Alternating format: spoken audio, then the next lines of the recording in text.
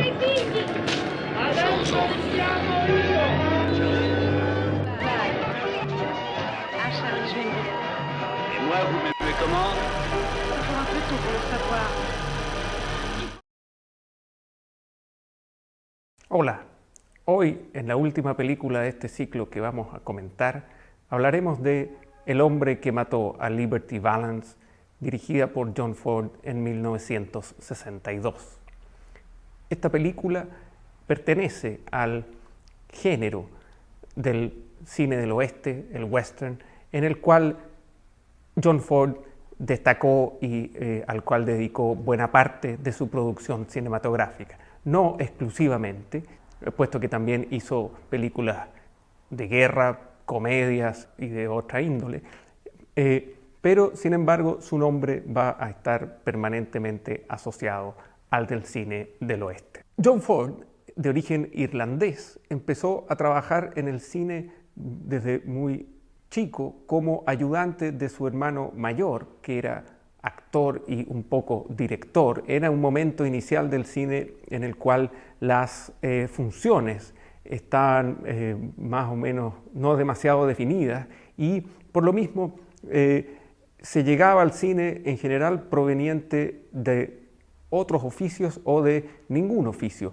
como era el caso de John Ford.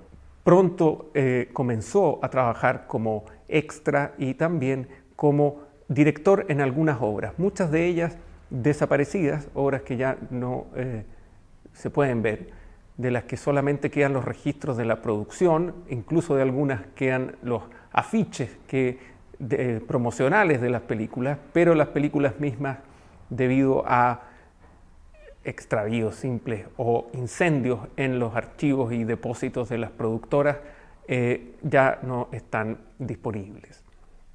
La carrera de Ford adquirió probablemente su envergadura final y mayor a partir de la película La Diligencia de finales de los años 30.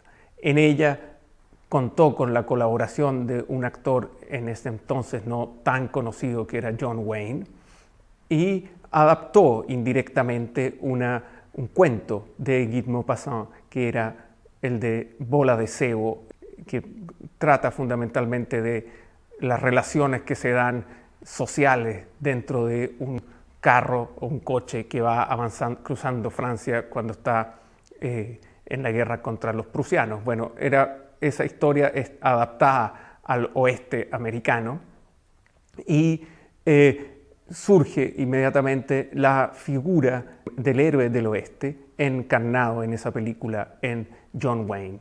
Take it easy, Gatewood. El cine de Ford del oeste se caracteriza por asumir un problema histórico norteamericano que consiste en la disputa, tal como ellos la han llamado, entre el este y el oeste.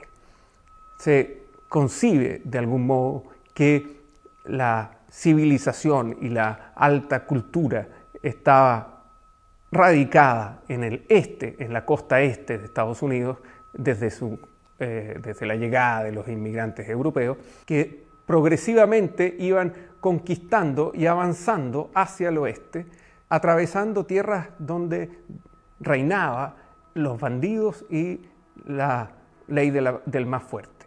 Entonces, esa idea según la cual la civilización fue progresando desde el este hacia el oeste por el territorio norteamericano, es la que va a asumir John Ford y va a situar buena parte, si no todas sus películas del oeste en ese conflicto.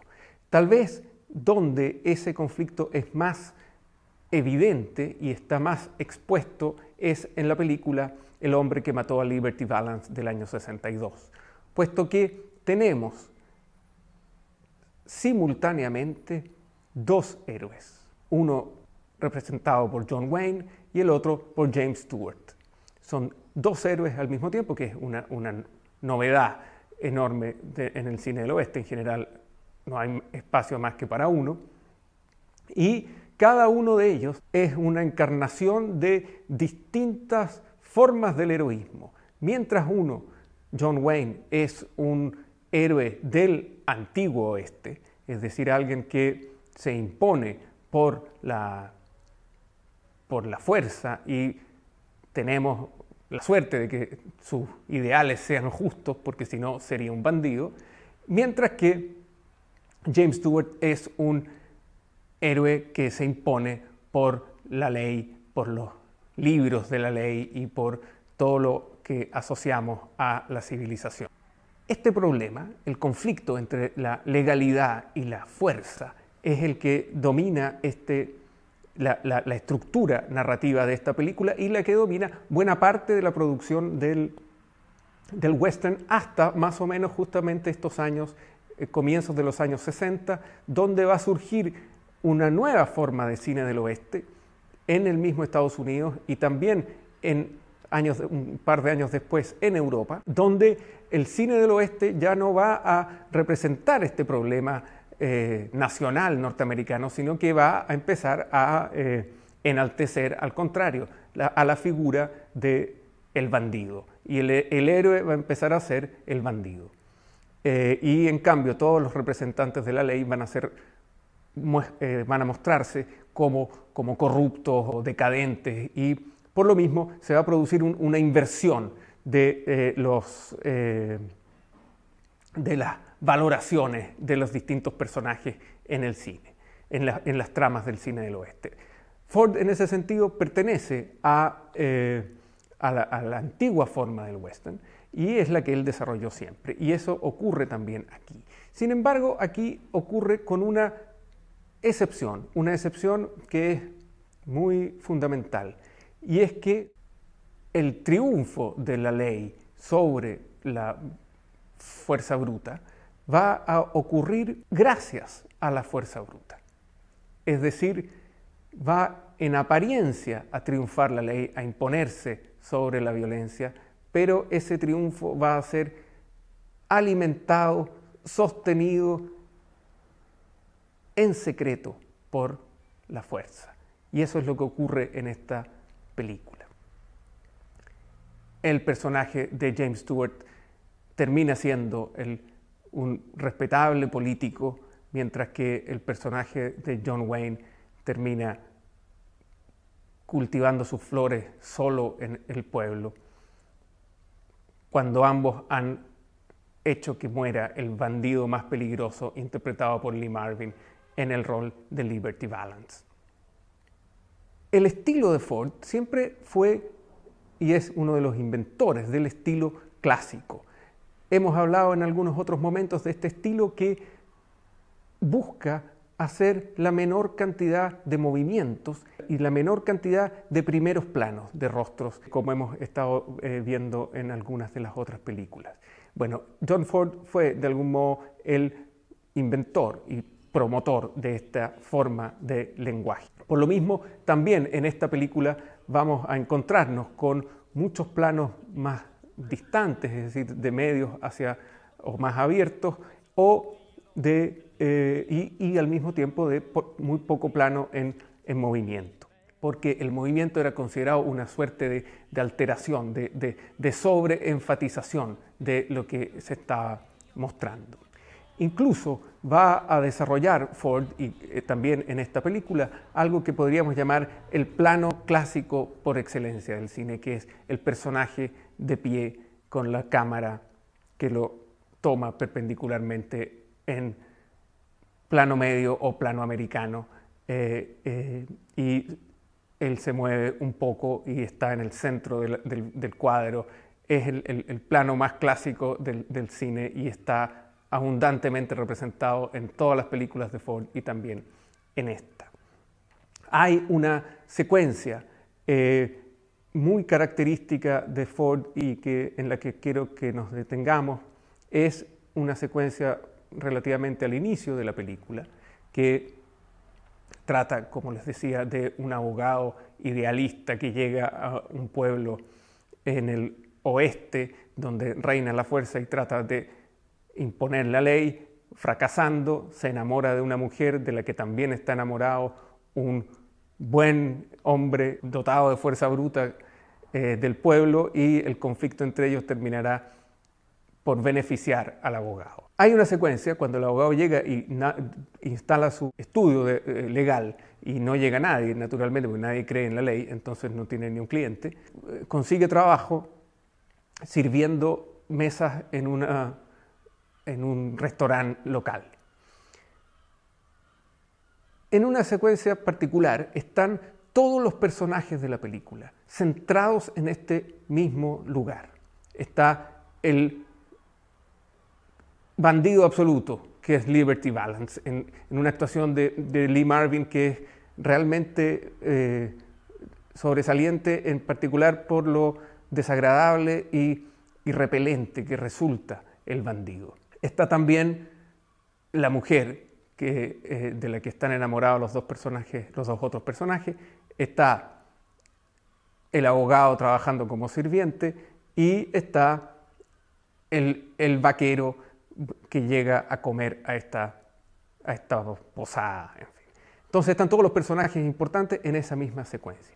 Y se produce ahí un momento en el cual el bandido reconoce al abogado al que le había robado cuando llegaba al pueblo y se burla de él porque esté sirviendo mesas, y le hace una zancadilla y lo bota y cae la comida, el bistec que estaba llevando para servirle justamente al otro personaje importante.